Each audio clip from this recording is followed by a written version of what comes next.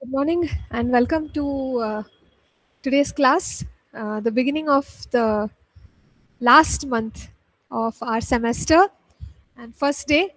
And today we are starting apostolic ministry. We should be able to finish it in, let's see, maybe one, two, if we go very fast or more. All right, so let's pray before we start. So, Vanilla, can you please play?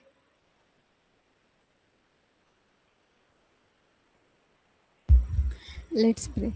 Thank you, Lord. Thank you, Father. Thank you for giving this wonderful time, oh God, to study your word, oh God. Thank you for giving that knowledge to understand your word deeply, oh God. Lord, thank you for helping us to understand about prophetic ministry, oh God, as we are going to study about apostolic ministry, oh God. Give more wisdom to understand, oh God. Thank you, Lord. Thank you for everything, oh God. Be with us, oh God. This entire two sessions I just submit into your mighty hands, oh God. In Jesus' name I pray. Amen. Amen. Thank you. So, please do access your notes.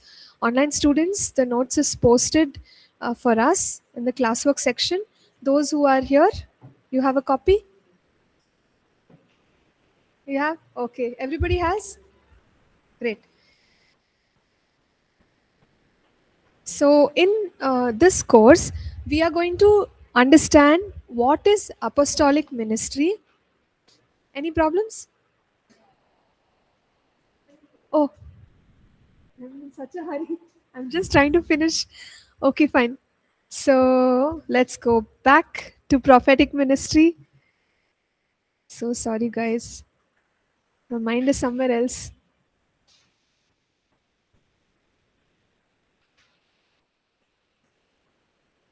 Understanding the prophetic. Last chapter.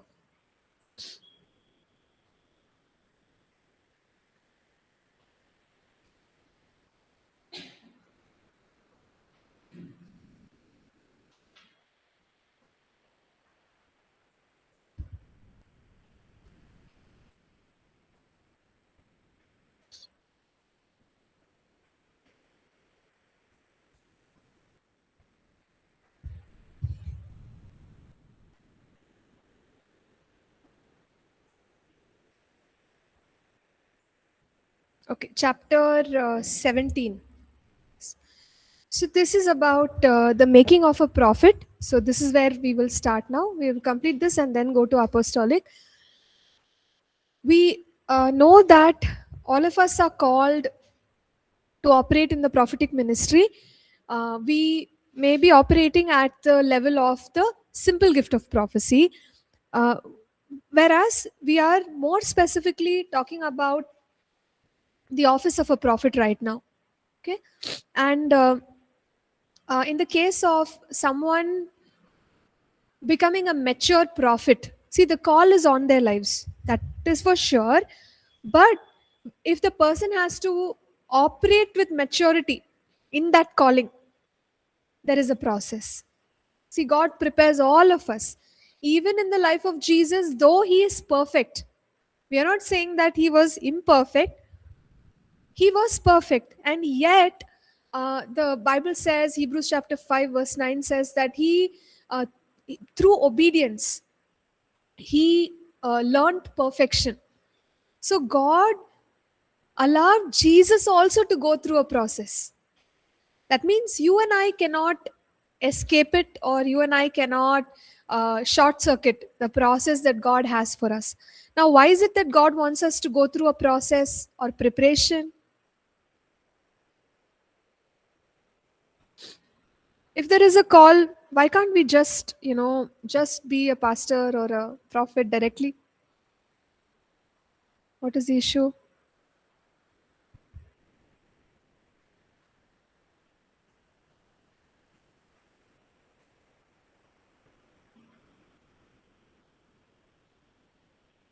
Experience? Yes, that's an answer.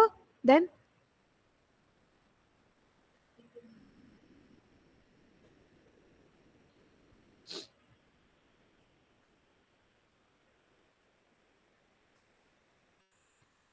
share.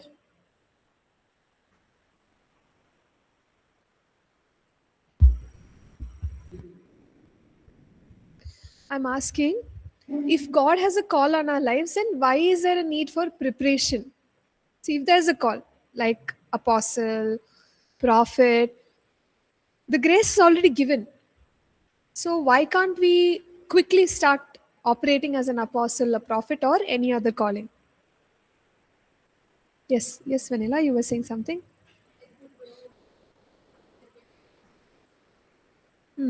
So growing before stepping into ministry. But why do we need growth?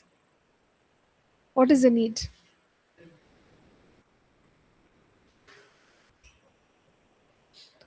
Okay, so we can do ministry the way Jesus did it. Is that how? So that we can do ministry? What was the answer? Right way. Okay, right way. These are all some of the answers. Um, yeah, they're all correct answers, but we could say that mainly it is for us to be Christ like, right? Come to a place of maturity. Call is there, but maturity is also required. Secondly, developing of the grace and the gift that God has given us. So, when we started understanding the prophetic, we also said that the gift can be nurtured. So, we can operate in the gift to greater and greater levels. But that requires nurturing, like a baby. When a baby is small, we take care of the baby and it'll grow and one day be an adult. So the gift is like that. All of us have. Maybe we have the gift of prophecy, or if you look at other graces, teaching, many things. When we start doing it, to some extent, we can see it impacting. But the more I take care of that gift, I will become better and better and better, and one day be operating in the uh, the most mature form of the gift.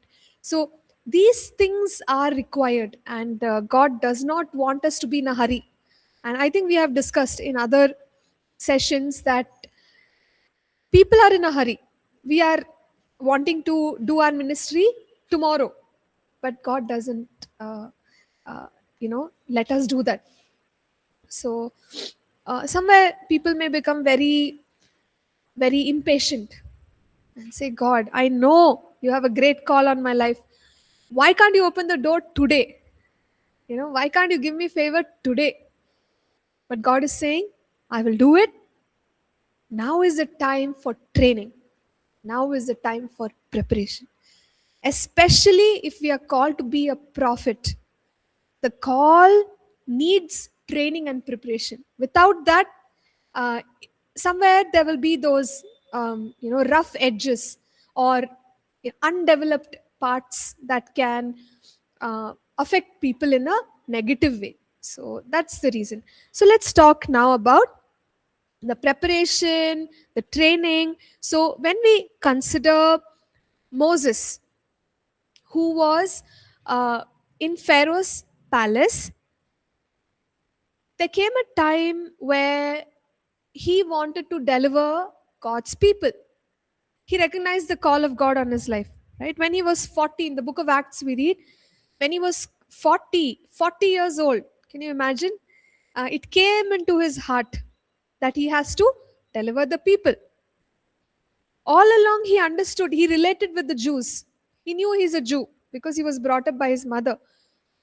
But at the age of 40, there's a strong sense I have to do something to get my people out of this situation. So, what does Moses end up doing? Yeah, he murders Egyptians and he thinks nobody has seen it. But the Jews watch that and then they start taunting him. Oh, you have murdered the Egyptians. And, he runs for his life to the wilderness. See, Moses, who is equipped in Pharaoh's palace, is highly skilled, highly educated, well trained already in worldly ways. There can't be a better person than somebody who's trained in Pharaoh's palace. Yet, God says, Moses, you're not ready. You have training, but it's not enough. I want you to have some more training, some different training, so where is God doing the training? In the wilderness. Can you imagine? Right? So now here is Moses. He ran away from Pharaoh, trying to protect his life. And in the wilderness, he's waiting, waiting, waiting. Life is going on. He gets married and all of that. But again, it's 40 years. It's not a small time. We can only imagine the questions, the doubts, the confusion that Moses had. It's like, God, you called me to deliver the people. I'm stuck in the wilderness here. How have you forgotten? Have you changed your mind? Right? So those could have been the thoughts of Moses.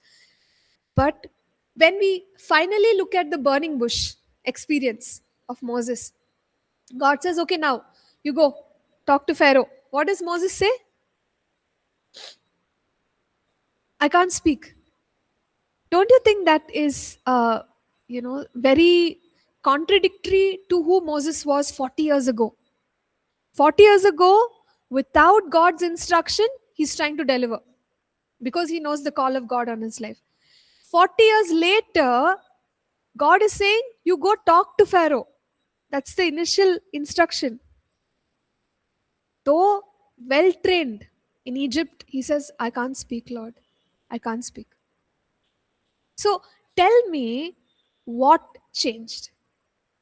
What is that specific thing that changed in Moses in the wilderness experience? His mind, okay. So, mind, okay. Anything else that you can observe? He was humbled. Humble, yes. Humility. So, but it's very sad that 40 years of wilderness experience is needed to teach humility. So Moses has come to the end of himself. He says, I thought I can do it, but now I know I can't do it. God, I need you. So without that place of humility and strength of character, God knew that Moses is not ready. But when he came to that place of humility, God said, Moses, you're ready now. You know how to depend on me. Now you go. So can you see God's preparation? I'm not saying for all of us it is humility. It could be something else. Maybe it could be greater level of faith. It could be, greater focus, vision, selflessness, holiness, many things within us that God has to change and bring it to order. At that point, He will say, you are ready. Now, I'm opening the doors for you. I'm positioning you. Start to serve. So, especially for a prophet, it is so important because the ministry of a prophet, full of supernatural demonstrations, can lead them into pride if their character is not well developed. That's why God allows time for a prophet to be formed. Moses was a prophet also, but he went through his wilderness journey and he was prepared. Right? So when we consider Samuel lived in the temple because his mother dedicated him as a young child. And we know that he was trained by Eli. Now, if we read First Samuel, we can see that Eli and his sons were not doing that great. Eli was just handling bare responsibilities. He was not training any other prophets, and his sons were ungodly also. They did terrible things. So Samuel is in this kind of environment. And every time Eli instructed him, he had the right to say, I won't listen to you. Why should I listen to you? Look at your sons. You didn't train them well. Now you're instructing me. But Samuel didn't do that. Samuel was faithful to listen to the instruction of the teacher that God gave him, which is Eli. So faithfully he's journeying with Eli, faithfully. And then we see later on a strong prophet of God emerge by the name of Samuel. And we also talked that he established the schools of the prophets. So there was a training period under someone whom he could have actually disrespected. But Samuel did not do that. Right? So do you see how his character was built? He would have had to submit. He would have had to trust God, obey, and all of those things. So that is the training of Samuel. Now we could also look at the fact that Elisha was trained by Elijah. We don't have much information in the Bible about Elijah's training. But one thing we can say is he came in the line of the school of prophets. So somebody would have trained Elijah. That much only we can say. Now, Elisha, same thing. He's asking for double anointing. What does Elijah tell him? To get the double anointing, what is he supposed to do?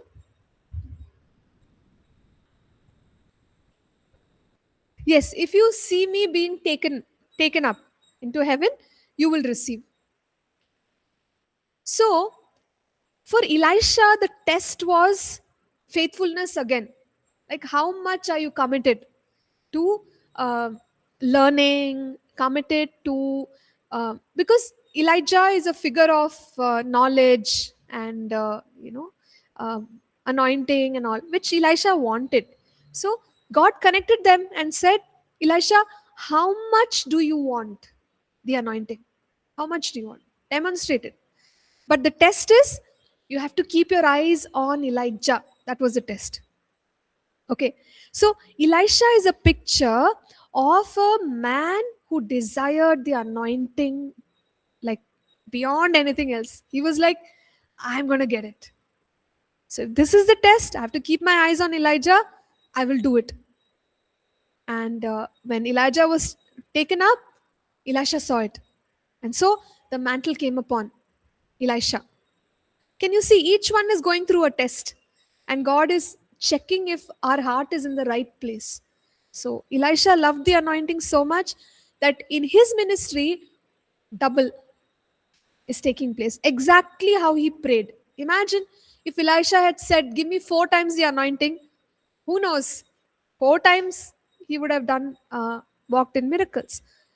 So the desire for the anointing was very, very real in Elisha's life. So each prophet is being prepared through a process, and God is clarifying things in their heart. Now, one more aspect which we can say prophets go through is a time in isolation. Isolation is like being away from the limelight, being away from appreciation and validation of people. So, why does God do this? We could think that God is trying to build humility in us because the prophetic ministry is very attractive. When we start prophesying, people will run after us. But if the character of the prophet is not ready, we can fall. See, how did Lucifer fall? Tell me. Pride, self deception. Now, God wants to prevent us from pride, self deception, etc. So, He's taking the prophet through a journey where He's letting the prophet be alone. It's a very hard test, very, very hard. Being alone, nobody noticing us. Sometimes when we hear the testimonies of certain men and women of God, they'll say, there was a season when nobody was noticing me. Even though I'm so talented or I'm so anointed, nobody is noticing, nobody is welcoming, nobody is allowing me to preach or lead worship. So God is letting us be in that season. Again, that's like a wilderness season where things are quiet, so quiet. And sometimes for a long time, it's a real test of our patience. Okay. So John the Baptist is a prophet, and we know that he grew up in the wilderness also, eating wild locusts, honey, and he lived there. He grew up over there. So, in a sense, we can say that God likes to raise up his prophets in what we call as isolation. obscurity. Obscurity is when nobody knows us. For maybe the most part of a prophet's life, nobody is watching, nobody is appreciating. So God will put us through that test. And then finally, when He starts opening the doors, uh, people recognize us, but we know where we have come from, right? So it doesn't affect us. We are like, yeah, you can praise me, but I know where I have come from. I know how God has worked on me. I know the weaknesses that I have overcome. So we are in a very strong place, even when people recognize us. So we are not easily moved by appreciation or fame. So God likes to prepare His prophets in isolation, especially for the prophetic ministry and prophets. Isolation, obscurity is something that God uses. All right, so let's go ahead. So we are already asked the question, why is God doing it? So that He can build godly character. Gifts are important. Character is very important. Gifts without character will not last. Okay? Gifts can take us to heights, but character will keep us there. So God knows that along with maturing the gifts and the grace of God on our lives, we must develop that godly character. Okay, there is one classic scripture passage that we normally refer to. This is in 2 Timothy chapter 2 verses 20 and 21. I am on page 250. Can anyone read it out, please? 2 Timothy 2, 20 and 21. But in a great house there are not only vessels of gold and silver, but also of wood and clay, some for honor and some for dishonor. Therefore, if anyone cleanses himself from the latter, he will be a vessel for honor, sanctified and useful for the masters, prepared for every good work. Amen. So we can see here that God wants to prepare us as a vessel of honor. So there are certain features of that vessel: sanctified, useful, prepared for every good work. So when God wants to establish us as a prophet, this is what He's looking for. He'll make us ready. And vessel of honor means we can also imagine, like how a potter will make the pot. Anyone here, have you tried making pots? Okay. So, if at all, right, summer activity, if you get to do it, you'll notice that a lot depends on the potter, and the clay will not say anything. Whichever way the potter is pressing, putting pressure, it's changing its shape. So, if a potter wants something, like let's say a cup, he'll put the right kind of pressure and shape it like that only. Without shaping it like that, you can't carry water in it. Same thing in our character. So God will, some pressure here, some hard pressure somewhere. Shaping happens in us, and most of the times, it's not easy. It could be even painful, but we have to allow God to shape us. Okay, because it's good for everyone. It's good for us. It's good for our ministry. Especially, it is good for the people whom we are going to serve. So when God, like a potter, is shaping us, we say, okay, Lord, please build godly character in me. I yield to the preparation process. So God will remove all the old wineskin, because old wineskin will burst. But new wineskin holds new wine. New wine is a picture of fresh anointing. We all pray, right? God, pour out your fresh anointing, fresh. God is saying, I will pour, but where is the new wineskin? If I pour it in the old wineskin, it'll burst. because new wine is supposed to, the processes are such that it releases gas, and the wine skin has to have the capacity to stretch. If it doesn't stretch, it'll break. So God is saying, I'll give the fresh anointing, but do we have the new wineskin? New wineskin is my new character. So God wants new character in all of us. So uh, let's allow God to work in us. Then the next aspect is about being stretched beyond the natural limits. So God may lead us to experiences and circumstances in our lives where we don't have any option but to depend on Him, right? So then our complete dependence is established on the Lord. And uh, when we come to that place, we are ready to do whatever God wants us to do. So God may say, I want you to stretch, right? Pray more, or minister more, or sometimes, go here and preach, or go there and preach.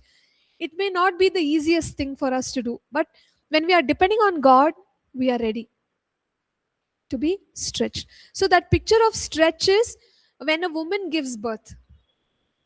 It There's a lot of stretching of the tissues involved. Without that, you can't birth a child. In the same way, now we are here to birth the promises of God. And if we say, no, God, this much only, I'm not going to pray more, I'm not going to obey you more, but help me to walk in your promises. God says, how? Without stretching, giving birth is not possible. So, are we ready to stretch our capacities, go beyond our limits? Okay, that flexibility is it's a very beautiful thing if we want to grow. People who are flexible, people who are saying, I'll go beyond my natural limits. I've never tried it, but let me try it this time. Who knows? I probably will be able to see the power of God. And so you're stretching and stretching, and God is doing new things, different things in our lives. So the capacity to stretch beyond ourselves is something that is important for, particularly for prophets. Now, the next one is to find what God wants us to do in terms of our place and fulfilling our calling. Each one of the prophets whom we described earlier, they recognized the grace which was given to them. Secondly, they understood what they were supposed to do. Example, Samuel. So Samuel, he heard from the Lord, plus in his life we see he went and anointed the king of Israel. He also started the school of the prophets. So he did whatever God wanted him to do. The same way God calls any of us as prophets, He will have an assignment specific to our time, and we can embrace it. We can make those things happen by faith. So let's find our place and let us fulfill God, the call of God on our lives. So, what could be some of the challenges that come against prophetic ministry?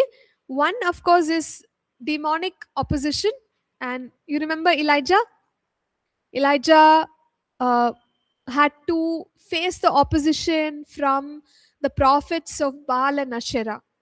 And also, because Jezebel was encouraging a lot of witchcraft in the land, you remember a time when Elijah became depressed. Why? Maybe because of the demonic spirits that were trying to oppress him. So, in this way, we know that demonic spirits can try to come against the ministry of a prophet. One must be strong to overcome them. Second, people may also oppose. In the case of Jesus, we see that Jesus had honor everywhere except in his own home, in his own city. So the prophet is lacking honor among his own people, and that can be very hard, right? Everyone else will recognize that we have a call of God, but our own people don't.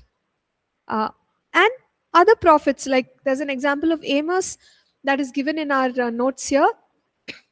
So Amos left his profession and he came to become a prophet according to God's call, but people were taunting him. So here we have Amos 7, verse 12 and 13. People are telling Amos, "Go, you seer, flee to the land of Judah. There eat bread and there prophesy. But never again prophesy at Bethel, for it is the king's sanctuary and it is the royal residence." So people were not willing for Amos to prophesy in their own place. So when we are a prophet, we could also face opposition from our own, and that can be challenging, right? So with that, we have covered chapter 17, and we have completed all the portions. Any questions about the prophetic ministry? Assignment will come today, okay? Don't ask about assignment, ask about everything else.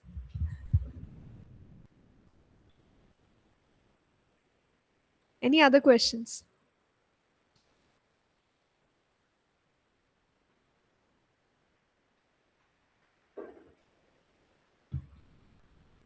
Okay, I think we have discussed a lot in detail, so most things are clear. Now let us go to apostolic ministry and start.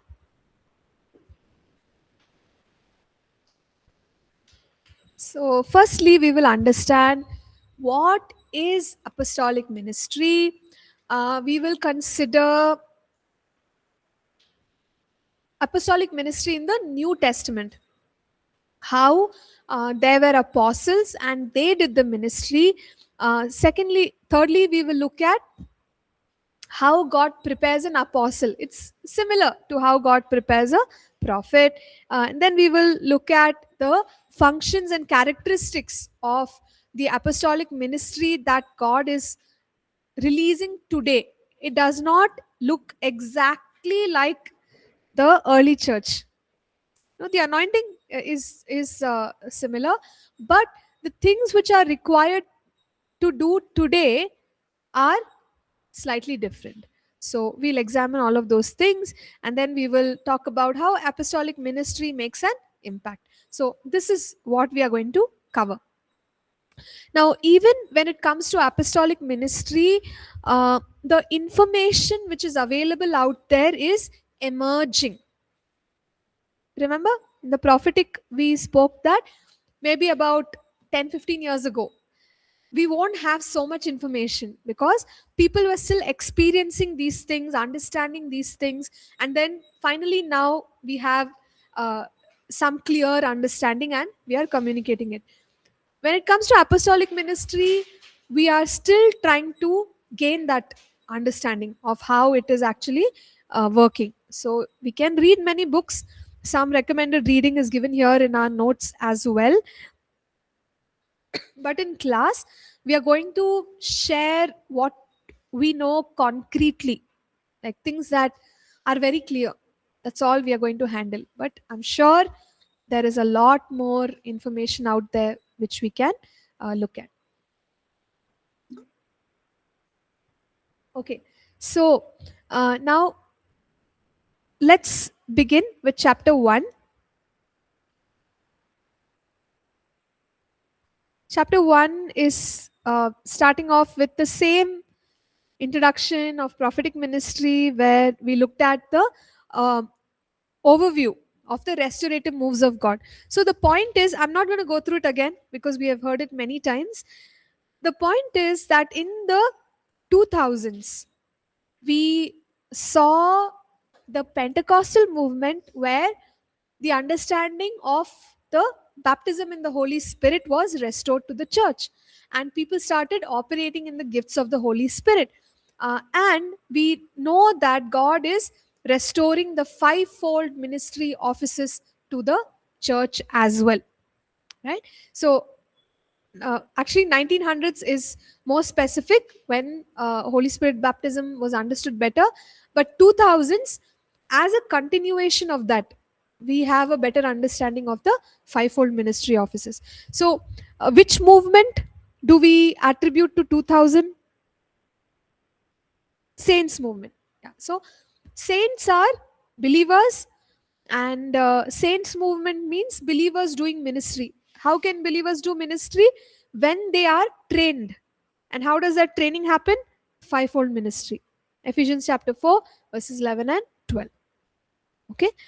So, why are we talking about this? Because the apostle is one of those fivefold ministry offices that is given to the church for the believers to be equipped. So, now let us consider the word apostle.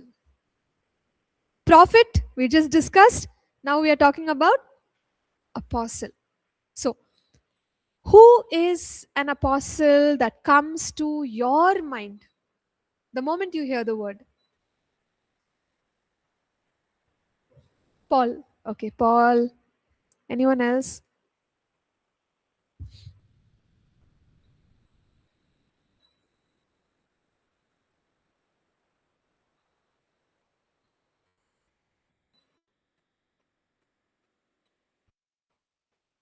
Okay, Jesus.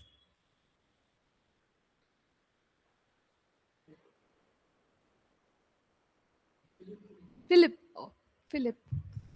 Okay. Are you saying that because of the 12 disciples? Okay. All right. So let's move on. It's fine. Fair enough. We have many apostles that are talked about in the Bible. But firstly, we will talk about Jesus. Do you remember I said that he's in all the fivefold ministry offices? So there is a key verse. Hebrews chapter 3, verse 1. Can somebody read it?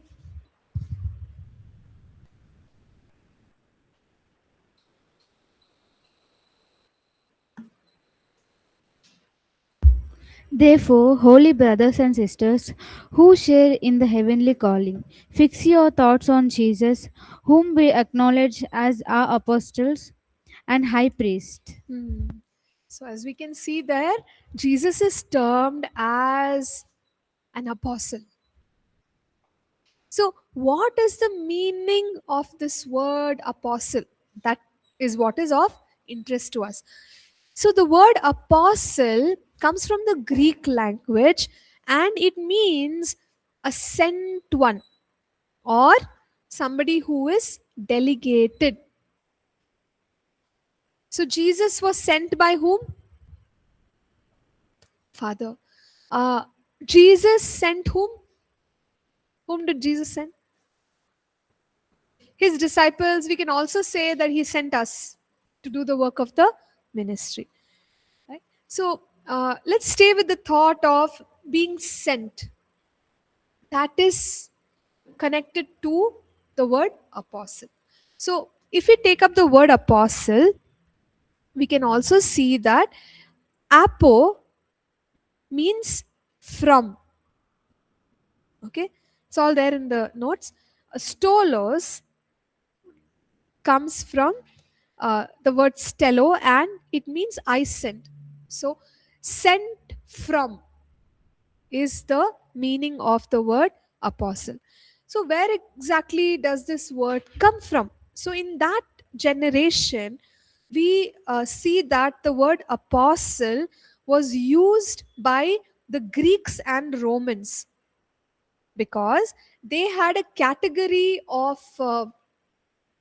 officials in their team who were apostles, and their job was to go to the conquered regions and establish dominion of the empire. Okay, are you with me? So there are these people who are called apostles. They'll go to the conquered places and establish the dominion of the Greek empire, the Roman empire. So what would that mean? Okay. So that means that they will basically, they would also be involved in the conquest of the place, but they will subdue the place and transform the place. When we say transform, it means culture, language, the laws, the financial transaction, everything will change.